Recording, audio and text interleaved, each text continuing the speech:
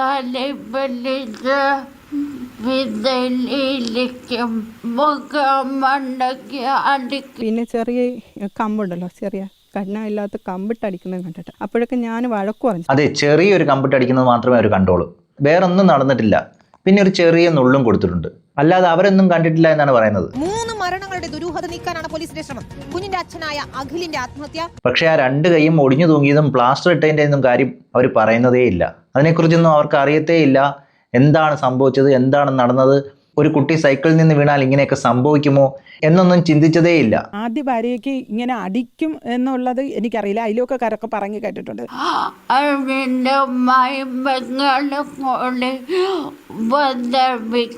അവർക്ക് കൊടുക്കാന്ന് പറഞ്ഞാൽ അവർ ഏറ്റെടുക്കാന്നും പറഞ്ഞായിരുന്നു. കുഞ്ഞിന്റെ അമ്മയോടൊപ്പം ജോലി ചെയ്തിരുന്ന ചിറയിൻകീഴ് സ്വദേശിനിയുടെ ആത്മഹത്യ, അഷ്കറിന്റെ ആദ്യ ഭാര്യ ആമിനയുടെ സഹോദരന്റെ മുങ്ങിമരണം എന്നിവയാണ്. ഇവൻ ചെറിയ നുള്ളു കൊടുക്കുന്നത് കണ്ടിട്ടുണ്ട്. പക്ഷേ ഈ അഖിലയുടെ അമ്മ പോയി കംപ്ലൈന്റ് ചെയ്തായിരുന്നു, അതറിഞ്ഞോ ഇല്ലയോ എന്ന് അറിയത്തില്ല.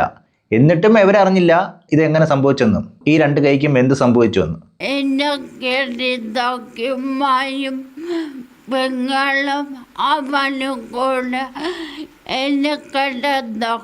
Hello, I am Mukesh Yadav Madhav. അങ്ങനെ അഷ്കറിന്റെ കുടുംബം ഇപ്പോൾ രംഗത്ത് വന്നിട്ടുണ്ട്. അതും അവർ പറയുന്നത് ആ കുട്ടിക്ക് എന്താണ് സംഭവിച്ചതെന്ന് അവർക്കറിയില്ല, അവരുടെ മുന്നിൽ വെച്ച് അഷ്കർ അങ്ങനെയൊന്നും ചെയ്തിട്ടില്ല, പിന്നീട് എന്താണ് നടന്നതെന്ന് അറിയത്തില്ല എന്നുള്ള രീതിയിലാണ് അവർ പറഞ്ഞു വയ്ക്കുന്നത്. അവിടേക്ക് എടുത്തു പറയേണ്ട ഒരു കാര്യം എന്ന് വെച്ച് കഴിഞ്ഞാൽ എല്ലാം അഖിലയുടെ കുറ്റമാണ് എന്ന തരത്തിലും പറഞ്ഞു വയ്ക്കുന്നുണ്ട്. അത് ചിലപ്പോൾ നിങ്ങൾക്ക് അവരുടെ മറുപടിയിൽ നിന്ന് വ്യക്തമാകുന്നതാണ്. അവിടെയൊക്കെ ഓർക്കേണ്ടത് ഇവരെല്ലാം ഒരു വീട്ടിൽ താമസിച്ചുകൊണ്ടിരുന്നവരാണ്. ഇവരൊക്കെ ഒരു വീട്ടിൽ തന്നെയാണ് താമസിച്ച് വന്നിരുന്നത്. എന്നിട്ടും അവർക്കാർക്കും ഇതിനെപ്പറ്റി ഒന്നും അറിയില്ല എന്ന് പറയുകയാണെങ്കിൽ അതിൽ എത്രമാത്രം സത്യമുണ്ടെന്ന് നിങ്ങൾക്കൊന്ന് ചിന്തിച്ച് നോക്കിയാൽ മാത്രം മനസ്സിലാവും. അതുപോലെ എടുത്തു പറയേണ്ട ഒരു കാര്യമാണ് തെളിവ് നശിപ്പിക്കൽ എന്നൊരു കാര്യം. അവിടെ ആ കുട്ടി മരിച്ചതിന് ശേഷം അവിടെ ഉണ്ടായിരുന്ന തെളിവുകളെല്ലാം നശിപ്പിച്ചു എന്ന തരത്തിലാണ് നമ്മൾ കണ്ടത്. അതും പലതും കത്തിച്ചു, അതുപോലെ തന്നെ അവിടെ എല്ലാം വൃത്തിയാക്കുകയും ചെയ്തു. അതിനുശേഷമാണ് പോലീസ് അവിടെ വരികയും തെളിവെടുപ്പ് നടത്തുകയൊക്കെ ചെയ്യുന്നത്. അതായത് എന്താണ് അവിടെ സംഭവിച്ചത് എന്നുള്ള കാര്യം മറച്ചു വെക്കുക എന്നുള്ള കാര്യമായിരിക്കും ആ ഫാമിലി ചെയ്തത്. എന്നിരുന്നാലും പോലീസിന് കാര്യം മനസ്സിലായിട്ടുണ്ട്, തെളിവ് നശിപ്പിച്ചതിന് കൂടി കേസെടുത്തിട്ടുണ്ടെന്നാണ് നമുക്കറിയാൻ കഴിഞ്ഞത്. എന്തായാലും നമുക്ക് അഷ്കറിൻ്റെ സഹോദരിക്കും അതുപോലെ അമ്മയ്ക്കും ഒക്കെ എന്താണ് പറയാനുള്ളത് കൂടെ നമുക്കൊന്ന് കേട്ടു നോക്കാം. അവരുടെ വാക്കുകളിൽ തന്നെയുണ്ട് പല കാര്യങ്ങളും. അഷ്കറിൻ്റെ ഈ ഒരു പ്രവൃത്തി നിങ്ങൾ അറിഞ്ഞിട്ടില്ല, അഷ്കറിനെ കുറിച്ച് അന്വേഷിക്കാറില്ല, ഈ കുഞ്ഞിനെ മർദ്ദിക്കുന്നുണ്ടോ എന്ന് അറിയത്തില്ല, ആദ്യ ഭാര്യ മർദ്ദിച്ചോ എന്ന് അറിയത്തില്ല എന്നൊക്കെയാണ് നിങ്ങൾ പറയുന്നത്. അങ്ങനെ ഞാൻ തീർത്ത് പറയുന്നില്ലല്ലോ. കുഞ്ഞിനെ അടിക്കുന്ന ഞാൻ കണ്ടെന്ന് ഞാൻ പറയല്ലേ. അടിക്കുന്നതിന് എന്തെങ്കിലും കാരണങ്ങളുണ്ടാണോ? അടിക്കുന്ന കാരണങ്ങൾ എന്തെന്ന് കേട്ടാൽ എനിക്കറിയില്ല. കാരണം എന്ന് പറഞ്ഞാൽ കൂടുതലും അടിക്കുന്നത് ആഹാരം കഴിക്കണില്ല. ഇവൻ എന്തുകൊണ്ട് ആഹാരം കൊടുത്താൽ ഇവൻ കഴിക്കാത്ത എന്ത് കേട്ടാണ് അടിക്കണത്. അങ്ങനെയാണ് അടി തുടങ്ങുന്നത്. ആഹാരം കഴിക്കാത്തതിന് ഇങ്ങനെ കുട്ടികളെ അടിക്കുമെന്ന് എനിക്ക് അറിയത്തില്ല. കാരണം നമ്മൾ കുട്ടികളെ വിരട്ടാറുണ്ട്, അതുപോലെ തന്നെ ദേഷ്യപ്പെടാറുണ്ട്, പേടിപ്പിക്കാറുണ്ട്. ഇതൊക്കെയാണ് ആഹാരം കഴിക്കുമ്പോൾ ചെയ്യുന്നത് എന്ന് കരുതി ഒരു കുട്ടിയെ ചുമ്മാതങ്ങ് അടിക്കുക എന്ന് പറയുന്നത്, അതും ആഹാരം കഴിക്കുന്നില്ല എന്ന് പറഞ്ഞുകൊണ്ട് ചുമ്മാതങ്ങ് അടിക്കുക എന്ന് പറഞ്ഞത് അതൊട്ടും വിശ്വസിക്കാൻ തോന്നില്ല. കാരണം ഈ കുട്ടി ഒരു 3-4 വയസ്സുള്ള ഒരു കുട്ടിയായിരുന്നെങ്കിൽ പിന്നെയും പറയാമായിരുന്നു. പക്ഷേ ഈ കുട്ടിക്ക് 1 വർഷവും 6 മാസവും മാത്രമാണ് പ്രായമുള്ളത്. അങ്ങനെയുള്ളൊരു കുട്ടിയെ അടിച്ചങ്ങനെ തീറ്റിപ്പിക്കാൻ കഴിയും? അതവർ കണ്ടതായിട്ടാണ് പറയുന്നത്. എന്നിട്ടും ഇവരുടെ മുന്നിൽ വെച്ച് അങ്ങനെ അടിച്ച് തീറ്റിപ്പിച്ചപ്പോൾ ഇവർക്ക് പറയാനുള്ള കഴിവില്ലായിരുന്നു, ഇല്ലെങ്കിൽ ഇവർക്ക് അതിനെക്കുറിച്ച് അറിയത്തില്ലായിരുന്നു. എന്തോ അതൊരു സംശയത്തിൻ്റെ നിഴലിൽ തന്നെയാണ് എനിക്ക് തോന്നുന്നത്. അതും അവളും അങ്ങനെ തന്നെ പറയും, ഇവന് ആഹാരം കഴിച്ചു കൂടാത്തത്. ഇവ ഇങ്ങനെ ആഹാരം കഴിക്കാതെ ഇങ്ങനെ കിടന്ന് വിളിക്കണം എന്തിന്? ആഹാരം കഴിക്കാത്തതിന് അടിക്കുന്നതിന് 91 മുറിപ്പാടൊക്കെ വരും. അത് അങ്ങനെ ചോദിച്ചാൽ എനിക്കറിയില്ല. ഞാൻ ഉള്ളപ്പോൾ ഒന്നും ഇത്രയും മുറിപ്പാടൊന്നും ഞാൻ കണ്ടിട്ടുമില്ല, എനിക്ക് അറിയുകയുമില്ല. അല്ല, അറിയാൻ വയ്യാഞ്ഞിട്ട് ചോദിക്കൂ, ആ കൈ ഒടിഞ്ഞു തൂങ്ങി എന്ന് അവർ കണ്ടില്ലേ? 2 കൈയിലും പ്ലാസ്റ്റർ ഇട്ട് കൊച്ചിനെ കൊണ്ടുവരുന്നതും പോകുന്നതും ആശുപത്രിയിൽ പോകുന്നതും അതിനെക്കുറിച്ച് സംസാരിച്ചതും ഒന്നും ഇവരറിഞ്ഞില്ലെന്നാണോ പറയുന്നത്? എങ്ങനെയെങ്കിലും കോടതിയിൽ ഇതൊക്കെ തെളിവുകളായിട്ട് കൊടുത്ത് അവരുടെ മുന്നിൽ വെച്ച് ഒന്നും കണ്ടില്ല എന്ന് പറയുകയാണെങ്കിൽ അത് പ്രതി രക്ഷപ്പെടാൻ ഏറ്റവും എളുപ്പമുള്ള കാര്യമല്ലേ? അതുകൊണ്ട് ചെയ്യുന്നതായിരിക്കും. സ്വന്തം അമ്മയല്ലേ, അങ്ങനെ ചെയ്യാതിരിക്കത്തില്ല. ഞാൻ പെരുന്നാളിൻ്റെ പിറ്റേന്ന് ഞാൻ രാവിലെ ഇറങ്ങി പോകുമ്പോഴും ആ കുഞ്ഞ് ഉറങ്ങിക്കിടക്കണ കണ്ടിട്ടാണ് ഞാൻ ഇറങ്ങിപ്പോണത്. വീട്ടിൽ എന്നിട്ട് ഞാൻ കാപ്പി ഉണ്ടാക്കി വെച്ച്, ദോശയും ഉണ്ടാക്കി തലേ ദിവസം വെച്ചിട്ട് ഇറച്ചിയും എടുത്ത് അനത്തി വെച്ച് വീട്ടിനകം തൂത്ത് വൃത്തിയാക്കി പാത്രങ്ങളും കഴുകി പറക്കി ഒതുക്കി എല്ലാം വെച്ചിട്ടാണ് ഞാൻ എൻ്റെ കുട്ടികളെ കൊണ്ട് പോകുന്നത്. വെള്ളിയാഴ്ച രാവിലെ കണ്ടവരുണ്ട്, അവിടെ കരിക്കുഴി പോയി ഇരുന്നാൽ അറിയാം. 10:45 ബസ്സിൽ ആണ് ഞാൻ കയറി പോയത്, നെടുമങ്ങാട് ബസ്സിൽ, കരിക്കുഴി ജംഗ്ഷനിൽ. പിന്നെ അവിടെ എന്താണ് സംഭവിച്ചിട്ടുള്ളതെന്ന് എനിക്കറിയില്ല മോനെ. ഇക്കാര്യങ്ങളൊക്കെ ചെയ്യുന്ന ആ അമ്മ അവിടെ താമസിച്ചിട്ടില്ല, ഇല്ലെങ്കിൽ അവിടെ പോയിട്ടില്ല, അതിനെക്കുറിച്ചൊന്നും അറിയത്തില്ല എന്നൊക്കെ പറയുകയാണെങ്കിൽ അതൊരു വലിയ കള്ളമായിട്ട് തന്നെയാണ് എനിക്ക് തോന്നുന്നത്. എന്തായാലും പോസ്റ്റ്മോർട്ടം റിപ്പോർട്ടിൽ പറയുന്നുണ്ട് 1 മാസമായിട്ട് കുട്ടിക്ക് ശാരീരിക ആക്രമണം ഉണ്ടാകുന്നുണ്ട് എന്നുള്ള രീതിയിലാണ് പോസ്റ്റ്മോർട്ടം റിപ്പോർട്ടിൽ പറയുന്നത്. അങ്ങനെയുള്ളപ്പോൾ ഈ 1 മാസമായിട്ട് അവിടെ പോകാത്തൊരു വ്യക്തിയാണെങ്കിൽ ഇതൊന്നും അറിയത്തില്ല എന്ന് പറയാം. പക്ഷേ ഇവർ തന്നെ പറയുന്നുണ്ട് ഞാനവിടെ ചോറും കറിയൊക്കെ വെച്ച് കൊടുത്ത് ക്ലീനാക്കി കുട്ടി കിടന്നുറങ്ങുന്നതും കണ്ടിട്ടാണ് വന്നത് എന്നൊക്കെ പറയുമ്പോൾ ഈ കുട്ടിയുടെ ശരീരത്തിലുള്ള മുറിവുകളും പാടുകളും ഒന്നും ഇവർ കണ്ടില്ല എന്ന് കള്ളം പറയുകയാണോ? അതിലും കള്ളത്തരമാണ് പറഞ്ഞതെന്ന് തന്നെയാണ് എനിക്ക് തോന്നുന്നത്. കുട്ടിയെ കൂടുതലായിട്ട് അങ്ങനെ അടിക്കുന്നത് ഞങ്ങൾ കണ്ടിട്ടില്ല. ഒന്നിച്ചല്ലായിരുന്നു നിങ്ങൾ മൂന്നുപേരും ഒന്നിച്ചായിരുന്നില്ല നെല്ലിക്കുന്നല്ല സ്ഥലത്തിൻ്റെ ആ വാടക വീട്ടിൽ നിങ്ങൾ ഒന്നിച്ചല്ലായിരുന്നു താമസം? അതെ, ഈവൻ ചെറിയ നുള്ളു കൊടുക്കുന്നത് കണ്ടിട്ടുണ്ട്. പിന്നെ ചെറിയ കമ്പുണ്ടല്ലോ, ചെറിയ കണ്ണമില്ലാത്ത കമ്പിട്ടടിക്കുന്നത് കണ്ടിട്ട് അപ്പോഴൊക്കെ ഞാൻ വഴക്ക് പറഞ്ഞിട്ടുണ്ട്. അതെ, ആ വീട്ടിൽ തന്നെ താമസിക്കുന്ന സഹോദരി പറയുകയാണ്, ചെറിയ നുള്ളു കൊടുക്കുന്ന കണ്ടിട്ടുണ്ട്, ചെറിയ കമ്പ് കൊണ്ട് അടിക്കുന്ന കണ്ടിട്ടുണ്ട്, അതും ചെറുത്. അവിടെയൊക്കെ ആ ചെറിയ കമ്പ് കൊണ്ട് അടിച്ചാണ് കുഞ്ഞിൻ്റെ വാരിയിൽ ഒടിഞ്ഞത്. അതുപോലെ തന്നെ 91 പാടുകളും ഉണ്ടായത്. ഇവിടെ ഒന്ന് ശ്രദ്ധിച്ചാൽ മനസ്സിലാവും, ഇവരെല്ലാം നിസാരവൽക്കരിക്കുകയാണ്. ചെറിയ കമ്പ്, ചെറിയ നുള്ളു കൊടുക്കും എന്നുള്ള രീതിയിൽ ഇതിനെ നിസാരവൽക്കരിക്കുകയാണ്. വലുത് വേറെ ആരെങ്കിലും ചെയ്തതാണോ എന്നുള്ള സംശയത്തിൽ ഇങ്ങനെ പറഞ്ഞുണ്ടാക്കുകയാണ്. ചെറിയ കമ്പിട്ടടിക്കുമ്പോൾ എങ്ങനെയാണ് 91 മുറിവ്? ആ മുറിവിനെ കുറിച്ച് ഞങ്ങൾക്ക് അറിയില്ല. ഇതേ കണ്ട കാര്യമല്ലേ ഞങ്ങൾക്ക് പറയാൻ കഴിയും. വഴക്ക് പറഞ്ഞിട്ടുണ്ട്, അങ്ങനെ ചെയ്യരുത്, കുഞ്ഞു കുട്ടിയാണ്, നീ പറയുന്ന കാര്യങ്ങൾ മനസ്സിലാക്കാനുള്ള പ്രായം അവനില്ല. ഒരു 3 വയസ്സോ 4 വയസ്സോ ആകുമ്പോൾ ചിലപ്പോൾ നീ പറയുന്നത് മനസ്സിലാക്കും. അതുവരെ നിനക്ക് നോക്കാൻ ഇഷ്ടമില്ല എന്നുണ്ടെങ്കിൽ നീ അവളുടെ ആളുകൾക്ക് കൊടുക്കാൻ പറഞ്ഞിട്ടുണ്ടായിരുന്നു. ഞങ്ങളിങ്ങനെ പറയും, ഞാനും ഉമ്മയൊക്കെ പറഞ്ഞിട്ടുണ്ട്. അങ്ങനെ പറഞ്ഞിട്ട് ഇവർ സംസാരിച്ചിട്ടുണ്ടായിരുന്നു. അവളെല്ല കുട്ടിയുടെ അച്ഛൻ്റെ വീട്ടുകാരായിട്ട് സംസാരിച്ചിട്ടുണ്ടായിരുന്നു. അവർക്ക് കൊടുക്കാമെന്ന് പറഞ്ഞാൽ അവർ ഏറ്റെടുക്കാമെന്ന് പറഞ്ഞായിരുന്നു. പിന്നീട് ഇവളത് കൊടുത്തില്ല. എന്ത് കാരണമെന്ന് നമുക്കറിയില്ല. ഇവൾ കൊടുക്കാന്ന് കൊടുത്തില്ല. അവളാ കൊടുക്കാത്തത്. അവൾ കൊടുത്തിട്ടില്ല. കൊടുത്തിരുന്ന ഒരു പക്ഷേ കുട്ടി ഇപ്പോഴും ജീവനോടെ ഉണ്ടാവുമായിരുന്നു. ഇക്കാര്യം പറഞ്ഞ സത്യമാണ്. അതായത് അഖിലെ ഡാൻസ് പഠിപ്പിക്കുന്ന ഒരു ടീച്ചർ മുഖാന്തരം ആ കുട്ടിയുടെ അച്ഛൻ്റെ പേരൻസിനെ വിളിച്ചിരുന്നു. അവർ കുട്ടിയെ ഏറ്റെടുക്കാം എന്ന് പറയുകയും ചെയ്ത ദിവസം തന്നെയായിരുന്നു ഈ കുട്ടി മരിച്ചത്. അങ്ങനെയുള്ളപ്പോൾ അവിടെ ഒരു സംശയമുണ്ട്, എന്തുകൊണ്ടായിരിക്കണം ഈ സമയങ്ങളിൽ കുട്ടിയെ കൊടുക്കാൻ ഇവർ തയ്യാറായത്, ഇല്ലെങ്കിൽ അങ്ങനെ ഒരു ആലോചന വന്നത്?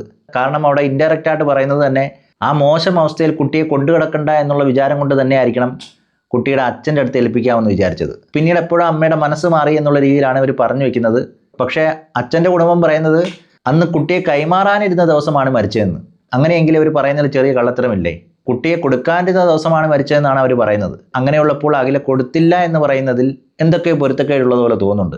ടെൻഷനും കാര്യങ്ങളൊക്കെ ഉള്ളതുകൊണ്ട് വാക്കുകളൊന്നും കിട്ടുന്നില്ല. ഞാൻ ജോലിക്ക് പോകുന്ന വ്യക്തിയാണ്, ശരിയുള്ള ബേക്കറിയിലാണ്. അപ്പോൾ അവിടെ രാവിലെ ഇറങ്ങിപ്പോയാൽ ഞാൻ രാത്രിയാണ്. ചില ദിവസങ്ങളിൽ 9 മണിയും അല്ലെങ്കിൽ 8:30, 8 മണി കഴിയും. എന്തായാലും 8 മണി, എത്ര തിരക്കില്ലെങ്കിലും 8 മണി കഴിഞ്ഞാണ് വീട്ടിലെത്തുന്നത്. വരുമ്പോൾ കുട്ടി ചിലപ്പോൾ ഉറക്കമായിരിക്കും. അപ്പോൾ കുട്ടിയെ കാണാനുള്ള ഇതില്ല, ലൈറ്റ് പോലും ഇല്ല ആ റൂമിൽ. അപ്പോഴും ഒന്ന് ജസ്റ്റ് ഒന്ന് പോയി നോക്കിയിട്ട്, മോനെ നോക്കിയിട്ട് തിരിച്ച് പോയി ഞാൻ എൻ്റെ കാര്യങ്ങൾ നോക്കി കുളിച്ച് ഭക്ഷണം കഴിച്ച് കിടക്കാറാണ്. അപ്പോൾ അതിനുള്ള ഈ മുറിവും കാര്യങ്ങളൊന്നും ഞങ്ങൾ ശ്രദ്ധിച്ചിട്ടില്ല. രാവിലെ പോകുന്ന സമയത്തും കതക് അടച്ചാണ് ഇട്ടേക്കുന്നത്. അപ്പോഴും കുട്ടിയെ കാണാൻ എനിക്ക് കഴിയില്ല. വല്ലപ്പോഴും ലീവ് കിട്ടുന്ന സമയത്ത് ഇവരവിടെ കൂടുതലായിട്ട് ഉണ്ടാവാറില്ല. ഇവർ എവിടെയെങ്കിലുമൊക്കെ കറങ്ങാൻ അവിടെ നാട്ടുകാരോട് ചോദിച്ചാൽ അറിയാം, ഇവരെപ്പോഴും കറക്കം കാര്യങ്ങളൊക്കെയാണ്. അപ്പോൾ ഈ മോനെ എൻ്റെ സഹോദരനും ഇവളും തന്നെയാണ് എപ്പോഴും കൊണ്ട് നടക്കാറുള്ളത്.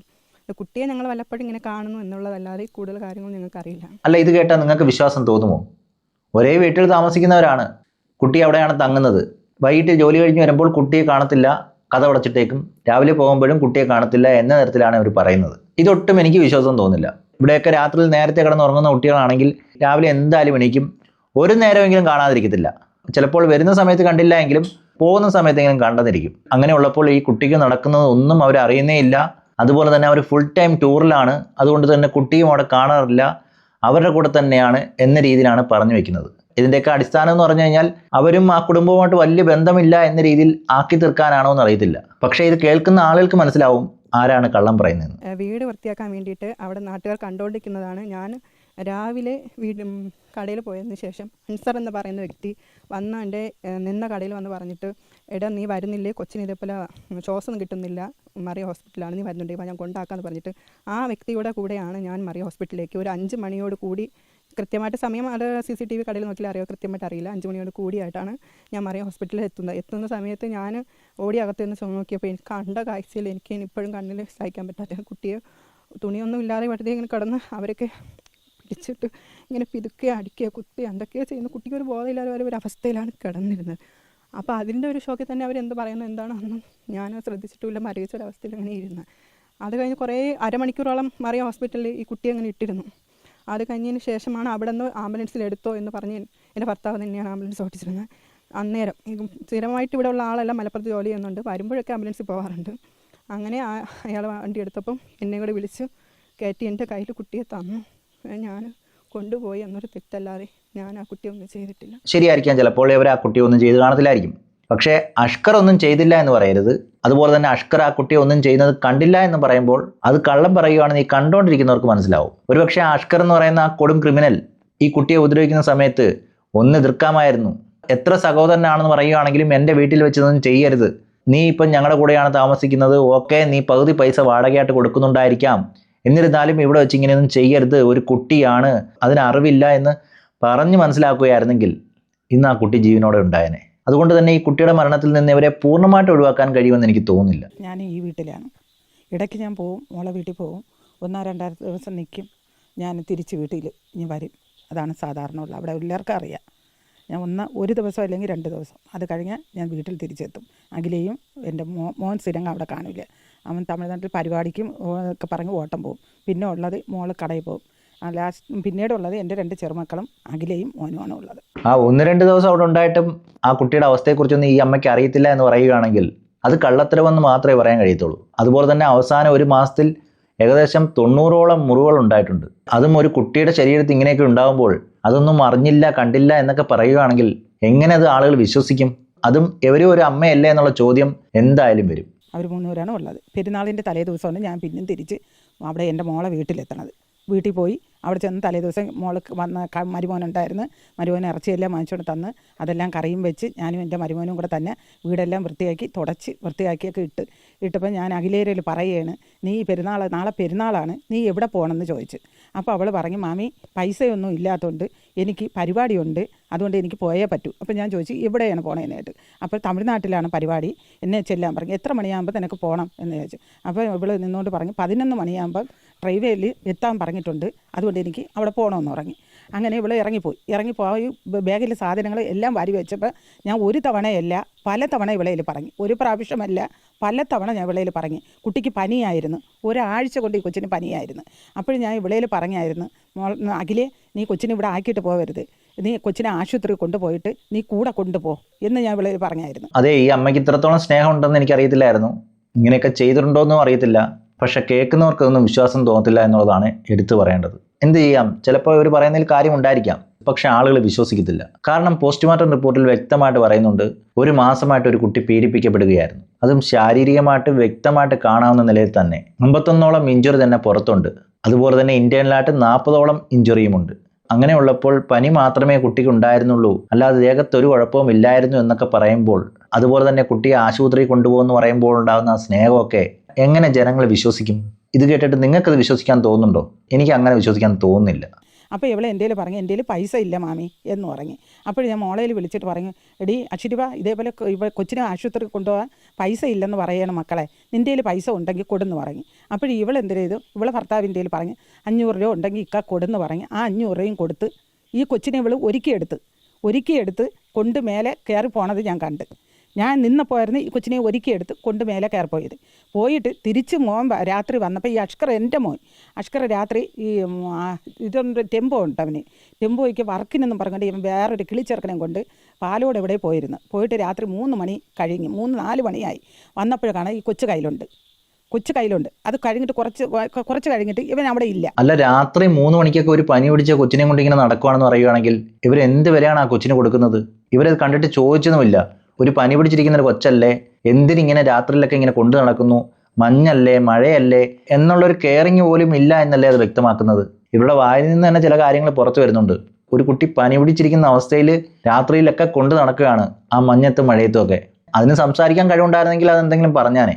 പിന്നെ ഇവ ഇവിടെ പോകണമെന്ന് പറഞ്ഞിട്ട് പോയി, പാലോട്ട് അവിടെ പോകണമെന്ന് പറഞ്ഞ് പിന്നെ പോയിട്ട് പറഞ്ഞപ്പോൾ ഈ പോകുമ്പോൾ അത്രയും കൊച്ചിനെ കൊണ്ടുപോകണം. അപ്പം ഞാൻ അഖിലേരിൽ പറയാണ്, വയസ്സായ ഞാനാണ്, എനിക്ക് ആസ്മേര അസുഖം ഉള്ളതാണ്, ആസ്മേൻ്റെ അസുഖമൊക്കെ ഉള്ളതുകൊണ്ട് എനിക്ക് ഈ കുട്ടിയെ നോക്കാൻ പറ്റില്ല, നീ ഇവിടെ ഇങ്ങനെ ആക്കിയിട്ട് പോയി, പെട്ടെന്ന് വിടുന്ന പനിയൊക്കെയാണ്, ഇപ്പോഴത്തെ പനി അങ്ങനെയാണ്, എന്തെങ്കിലും സംഭവിച്ച് എനിക്ക് പറ്റൂല, എനിക്ക് ജയിലിൽ കയറാൻ വയ്യ എന്ന് ഞാൻ ഇവളെ പറഞ്ഞ് ഈ കൊച്ച് ഇവളെ ഒരുക്കി എടുത്ത് ഇവളെ കൊണ്ടുപോയതാണ്. പിന്നെ എന്തുകൊണ്ടാണ് ഇവൻ്റെ കയ്യിൽ കൊടുത്തെന്ന് കേട്ടാൽ എനിക്ക് അറിഞ്ഞൂടാ. അതെ, പനി പിടിച്ചിരിക്കുന്ന കൊച്ചിനെ അവൻ്റെ കയ്യിൽ തന്നെ ഏൽപ്പിച്ചു. അവൻ നല്ല രീതിയിൽ അങ്ങ് പെരുമാറി. അവൻ എന്തൊക്കെ ചെയ്തതെന്ന് അറിയത്തില്ല, എന്തായാലും നല്ല രീതിയിൽ വാരിയിലൊക്കെ ഒടിയുന്ന രീതിയിൽ തന്നെ ഉപദ്രവിച്ചു എന്നുള്ളത് വ്യക്തമാണ്. അതിനി അഖില എന്ന് പറയുന്ന അമ്മയ്ക്ക് അറിയാമോ ഇല്ലയോ എന്ന് അറിയത്തില്ല. എന്തായാലും ഈ കുട്ടിയെ ഉപദ്രവിക്കാറുണ്ടായിരുന്നെന്ന് അഖില തന്നെ സമ്മതിക്കുകയും ചെയ്യുന്നുണ്ട്. പിന്നെ ഈ കൊച്ചിനെ അഷ്കറിൻ്റെ കയ്യിൽ കൊടുക്കാതിരുന്നത് അടിക്കുമെന്ന് അമ്മയ്ക്ക് അറിയാമെന്നുള്ളതുകൊണ്ടാണ്. ആർക്ക് ഈ അടിക്കുമെന്ന് അറിയാം, എങ്കിലും കൊച്ചു കമ്പൊക്കെ വെച്ച് അടിക്കുമ്പോൾ ഞാൻ എൻ്റെ മോനോട് വഴക്ക് പറഞ്ഞിട്ടുണ്ട്. അത് ഇവൻ മാത്രമല്ല അടിക്കുന്നത്, അഖിലയും അടിക്കാറുണ്ട്. അത് നമ്മൾ നോക്കി നിൽക്കുമ്പോൾ ഇളിക്ക് താഴോട്ടാണ് അടിക്കുന്നത്. അടിക്കുകയും പിക്കുകയും നുള്ളയും ഒക്കെ ചെയ്യും. നമ്മൾ കണ്ടുകൊണ്ട് നിൽക്കുമ്പോൾ ഇങ്ങനെയുള്ള ഇത് ചെറിയ കമ്പ് ഒടിച്ച് അടിക്കുന്നതാണ് കണ്ടിട്ടുള്ളത്. അത് എലിക്ക് താമരം ചെറിയ കമ്പൗണ്ട് അടിക്കുന്നത്, പക്ഷെ ഒടിഞ്ഞത് വാരിയല്ല എന്നേ ഉള്ളൂ. അങ്ങനെയെങ്കിൽ അവർ പറയുന്നതെല്ലാം കള്ളമല്ലേ? ഇവർ ആ മകനെ സംരക്ഷിക്കാൻ വേണ്ടിയാണ് ഇങ്ങനെയൊക്കെ പറയുന്നത്. ഓക്കെ, അമ്മയായതുകൊണ്ട് ഇങ്ങനെയൊക്കെ പറയുന്നതായിരിക്കാം. പക്ഷെ ആലോചിക്കണം, അവിടെ ഒരു കുട്ടിയുടെ ജീവനാണ് പോയത്. അവിടെ എപ്പോഴും ആരോപിക്കുന്നത് അഖിലയും അടിക്കാറുണ്ടായിരുന്നു. അതായത് അഖിലയും അങ്ങനെ അടിച്ചു എന്ന് പറയുമ്പോൾ രണ്ടുപേരും ചേർന്നാണ് കുട്ടിയെ കൊന്നതെന്ന് വരുത്തി തീർക്കാനാണോ ഉദ്ദേശിക്കുന്നതെന്ന് അറിയത്തില്ല. അങ്ങനെയാണെങ്കിൽ നാളെ പറഞ്ഞു നടക്കാം അഷ്കർ അടിച്ചിട്ടല്ല മരിച്ചത്, അഖില അടിച്ചിട്ടാണ് മരിച്ചതെന്ന് പറഞ്ഞു കഴിഞ്ഞാൽ അഷ്കറിന് ഈസി ആയിട്ട് രക്ഷപ്പെടാമല്ലോ. അതിനാണോ അഖിലയുടെ പേരും കൂടെ കൂട്ടിച്ചേർക്കുന്നതെന്ന് അറിയത്തില്ല. ഒരു അമ്മ കുട്ടിയെ അടിക്കുന്നത് ഏത് രീതിയിലൊക്കെ ആണെന്നും അത് എത്രമാത്രം ഇൻറ്റൻസിറ്റി കാണുമെന്നൊക്കെ ഒരു 99% നമുക്കറിയാം. ഇനി 1% അങ്ങനെ അല്ലാത്തതുകൊണ്ട്, അതുകൊണ്ട് തന്നെ അമ്മ അടിച്ചതാണ് ഇപ്പോൾ കുറ്റമെന്നുള്ള രീതിയിലാണ് വരുത്തി തീർക്കുന്നത്. വെറും വെള്ളം പോലെ വെള്ളവും ചോറും, അത് തോനെയൊന്നുമില്ല, എരി പോലെയൊന്നും ഇല്ല, വെറും അവിടെയും ഇവിടെയായിട്ട് 1-2 ചോറ്. പിന്നെ അടുക്കളയിൽ ഞാൻ തരും ഇത് വാരി വൃത്തിയാക്കിയിട്ട് കൊണ്ടത് വെളിയിൽ കൊണ്ടുവന്ന്, അതിപ്പോഴും ആ ബക്കറ്റ് അവിടെ തന്നെ ഉണ്ട്. ആ ഒരു ഷർട്ട് ഉണ്ടായിരുന്നു, അതിങ്ങനെ തുടച്ചെടുത്ത് കൊണ്ടുവന്ന വെളിയിലൊരു വിറവിൻ്റെ പുറത്തൊരു ബക്കറ്റ് ഇരിപ്പുണ്ട്. ഈ കൊച്ചിൻ്റെ ഈ മരിച്ചുപോയ കൊച്ചിൻ്റെ തുണികൾ അവൻ്റെ അമ്മ വാരി വിറവിൽ കൊണ്ടുവന്ന് വെച്ചിട്ടാണ് പരിപാടിക്ക് പോയത്. കഴുവാൻ ഇറങ്ങിയിട്ട് കഴുവാതെ പോയ ആ തുണിയുടെ കൂടെ ഈ അഖിലയുടെ ഷർട്ടും കൂടെ എടുത്ത് അവിടെ കൊണ്ടുവന്ന് വെച്ച് ഞാൻ. അതേപോലെ സാറന്മാർ വന്നപ്പോൾ എൻ്റെ അടുത്ത് ചോദിച്ചപ്പോൾ ഞാൻ ഇന്ന കാര്യങ്ങൾ പറഞ്ഞ് അത് എവിടെയാണ് നിങ്ങൾ വെച്ചതെന്ന് കേട്ട് ഞാൻ പോലീസ് വന്നപ്പോൾ അത് കൊണ്ടുവന്ന് കാണിച്ചു കൊടുത്ത് ഞാൻ തന്നെയാണ് സഞ്ചി എടുത്ത് കൊടുത്ത് അത് പിടിച്ചു കൊടുത്ത് എന്ന് പറഞ്ഞു. എന്നിട്ട് എൻ്റെ ചോദിച്ച് ഇവിടെ വേറെ എന്തോരം ഉണ്ടായിരുന്നു. ഞാൻ പറഞ്ഞു അടുപ്പിൻ്റെ പുറത്ത് ഇത്തിരി ചോറ് വാരി കൊച്ചിന് ഇട്ടിട്ട് ചോറ് ഇറച്ചിയും കൂടെ കൊടുത്തതിൻ്റെ ബാക്കി കൊച്ചിന് കൊടുത്തോ കൊടുത്തില്ലേന്ന് എനിക്ക് അറിഞ്ഞുകൂടാ. നടുക്കുന്നിങ്ങനെ ഇറച്ചി കറിയും കൂട്ടി ഒരു 2-3 പ്രാവശ്യം ചോറ് വാരിയിട്ട് ആ ചോറ് അടുപ്പിൻ്റെ പുറത്തുണ്ടായിരുന്നു, പ്ലേറ്റും ചോറും. അപ്പോൾ ഞാൻ അതിനെ മാത്രം അതൊരു തെറ്റാണ് ഞാൻ ചെയ്തത്.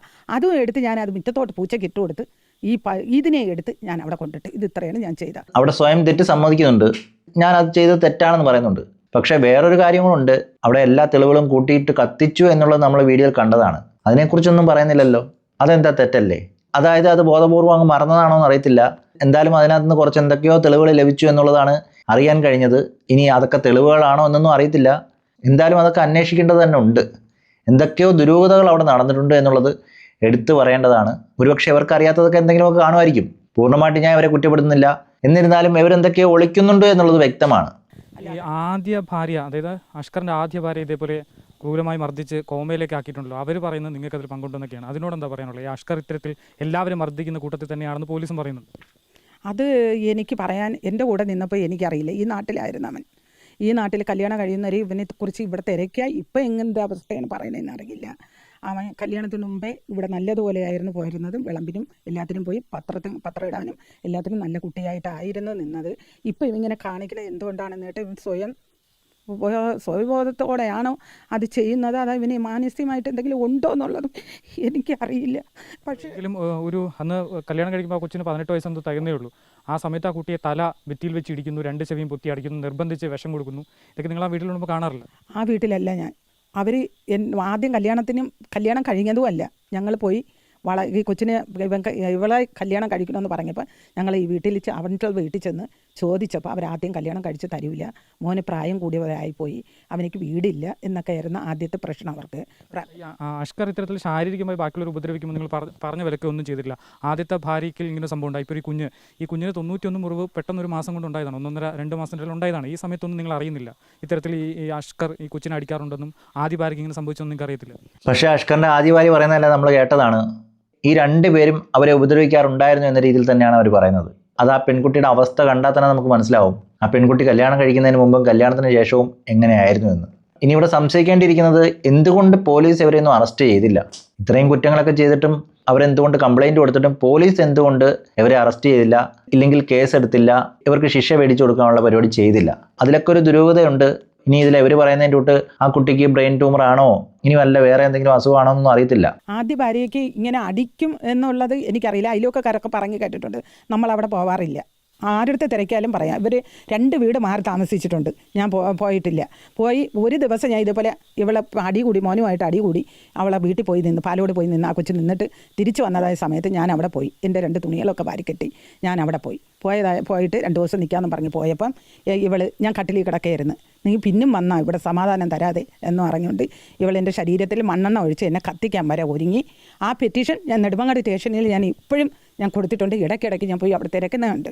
നേരെ നെടുമങ്ങാട് സ്റ്റേഷനിൽ പോയപ്പോൾ അവരെൻ്റെ ശരീരത്തിലെ മണ്ണെണ്ണയും നാറ്റവും എല്ലാം കണ്ട് നെടുമങ്ങാട് ഹോസ്പിറ്റലിൽ വിട്ട് അവിടെ നിന്നാണ് ഡോക്ടർ എന്നെ നോക്കിയിട്ട് മോളടുത്ത് പറഞ്ഞ് എന്തെങ്കിലും വന്നെന്ന് കേട്ടപ്പം പറഞ്ഞ് മോൾ പറഞ്ഞ് ഓട്ടോയിലാണ് വന്നതെന്ന് പറഞ്ഞ് ഇവരെ കൊണ്ടുപോയി ശരീരം മുഴുവനും കഴുകി വൃത്തിയാക്കി ഇവർക്ക് വേറെ ഡ്രസ്സും വാങ്ങിച്ച് കൊടുത്ത് വേണം കൊണ്ടുപോകാനെന്നും പറഞ്ഞ് എന്നെ രാത്രി എൻ്റെ മരുമോളും എന്നെ അവിടെ നിന്ന് ഇറക്കി വിട്ട്. അതിൽ പങ്ക് എൻ്റെ മോൻ നോക്കിക്കൊണ്ട് വരെ ഇരുന്ന്. എൻ്റെ മോനും അതിനൊരു പങ്കുണ്ടായിരുന്നു. എൻ്റെ മോൻ നോക്കിക്കൊണ്ടിരുന്നു. അതുകൊണ്ട് എനിക്ക് ബാക്കിയുള്ള കാര്യം അറിയില്ല. അവസാനമായിട്ടൊരു ചോദ്യം കൂടി ചോദിച്ചു. അഷ്കറിൻ്റെ ഈ ഒരു പ്രവൃത്തിയെ നിങ്ങൾ എങ്ങനെ കാണുന്നത്? ഈ കുട്ടിയെ മർദ്ദിക്കുന്നതും ഭാര്യയെ മർദ്ദിച്ചതും ഒരു കൊലപാതകത്തിലേക്ക് എത്തിയത് വരെ നിങ്ങൾ അതിനെങ്ങനെ കാണും? അത് അവൻ ചെയ്തത് തെറ്റ് തന്നെ ഞാൻ പറയുന്നുണ്ട്. അവനങ്ങനെ ചെയ്തത് തെറ്റ് തന്നെ, അത് തെറ്റല്ലാതെ ഞാൻ ഒരിക്കലും പറയില്ല. പിന്നെ മൂത്ത ഭാര്യയെന്ന് പറയുന്ന ആ കൊച്ചിന് ബ്രെയിൻ ട്യൂമറായിരുന്നു. അത് നിങ്ങൾ ആരെങ്കിലും അന്വേഷിച്ചാന്നുള്ളത് എനിക്കറിയില്ല. നമ്മൾ അന്വേഷിച്ച് നമ്മൾ ആ മെഡിക്കൽ കോളേജ് ചികിത്സയിലുള്ള സ്ഥലത്തും പോയിട്ടുണ്ട്. കുട്ടിയെ തല വെച്ചിടിച്ച കോമയിലേക്ക് പോയതെന്നാണ് ഡോക്ടർമാർക്കും പറയുന്നത്. പിന്നെ ബ്രെയിൻ ട്യൂമറാണ് എന്നുള്ള കാര്യം എങ്ങനെയാണ്? ബ്രെയിൻ ട്യൂമറായിരുന്നു ആ കുട്ടിക്ക്. അറിയാമെന്നുള്ളവർക്ക് എല്ലാവർക്കും അറിയാം. ഇപ്പോഴും അവർ ഇതിൽ കൂടെ സുഖമില്ല, ക്യാൻസർ പേഷ്യൻ്റാണെന്നും പറഞ്ഞ് അവർ സഹായത്തിന് വേണ്ടി അവർ ഒരുപാട് സഹായങ്ങളും. അങ്ങനെ ഇല്ലെങ്കിൽ എങ്ങനെയാണ് മോനെ പൈസ ഇങ്ങനെ സഹായത്തിന് വേണ്ടി പത്രത്തിലും ഇതിലൊക്കെ എങ്ങനെ കൊടുക്കുന്നു? എന്തോ ഇവർ പറയുന്നതിൽ എന്തൊക്കെയോ കള്ളത്തരമുള്ളതുപോലെയാണ് എനിക്ക് തോന്നുന്നത്. കാരണം ഒരാൾക്കല്ല ഇങ്ങനെയൊക്കെ സംഭവിച്ചിരിക്കുന്നത്, 2 പേർക്കാണ്. അതിപ്പോൾ വഴി തിരിഞ്ഞിപ്പോൾ 4 പേരിലേക്ക് ആയിട്ടുണ്ട്. അതായത് അഖിലയുടെ ആദ്യ ഭർത്താവ് മരിച്ചതെങ്ങനെ, അതും തൂങ്ങി മരണമാണെന്ന് പറയുന്ന കേട്ടു. അതിലും അഷ്കറിൻ്റെ കൈയുണ്ടെന്ന് പറയുന്ന കേട്ടു. അഷ്കറും അഖിലയുമായിട്ടുള്ള ബന്ധം അവൻ അറിയാമെന്ന് പറയുന്ന കേട്ടു. അതിനെ തുടർന്ന് ആത്മഹത്യ ചെയ്താണെന്ന് പറയുന്ന കേട്ടു.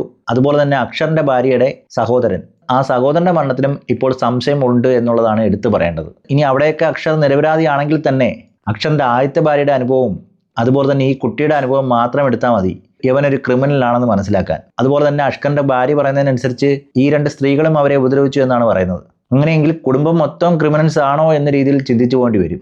എന്താണെന്ന് അറിയില്ല സത്യം. ഇനി ഇവർ 2 പേരും നിരപരാധിയാണോ എന്നുള്ളതൊക്കെ അന്വേഷിക്കേണ്ടതാണ്. എന്തായാലും ആ കുട്ടിയുടെ മരണം അതിലെന്തൊക്കെയോ ദുരൂഹതയുണ്ട്.